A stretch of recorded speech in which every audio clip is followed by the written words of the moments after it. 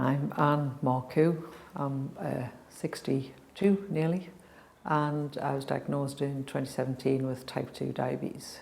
I didn't receive any advice. It was just you're diagnosed, and I had to go and wait to see the diabetic doctor, so I didn't really know what to do at that stage. So what I did was I looked online for as much information as I could find.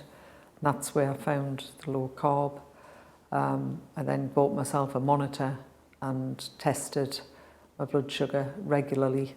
So whatever put it up, I cut out of my diet, and that was incidentally all carbs.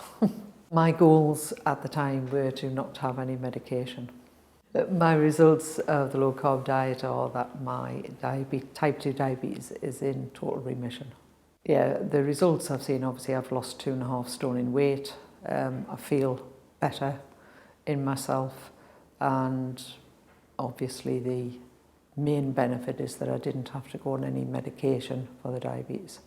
My motivation for sticking to the low carb diet is your health, because I know it's unhealthy, and some of the side effects of having diabetes are, well, drastic really.